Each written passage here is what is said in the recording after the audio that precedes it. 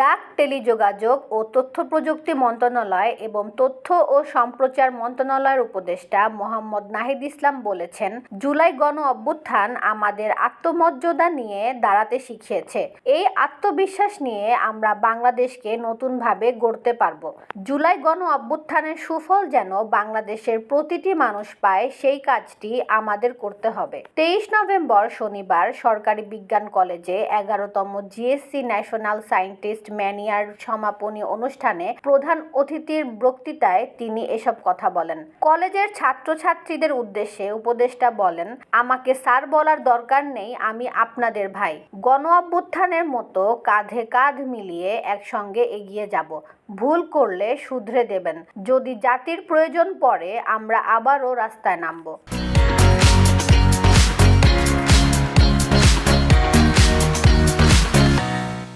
নাহিদ ইসলাম বলেন, শিক্ষার্থীদের পরিকল্পিতভাবে বিতর্কিত করার চেষ্টা করা হচ্ছে। আমরা সবাই যেন এই বিষয়ে সচেতন থাকি, দায়িত্বশীল আচরণ করি। ছাত্রদের মধ্যে বিবাদ সংঘাত শিক্ষার্থীদের নেতিবাচকভাবে দেশবাসীর কাছে উপস্থাপন করতে সহায়তা করছে। শিক্ষার্থীদের নেতিবাচকভাবে উপস্থাপন করা গেলে জুলাই অভ্যুত্থানকেও নেতিবাচকভাবে উপস্থাপন করা সহজ হবে। এ সুযোগ যেন কেউ নিতে না পারে। তিনি আরো বলেন, আমরা এতদিন বিক্ষোভ করেছি, রাজপথে থেকেছি।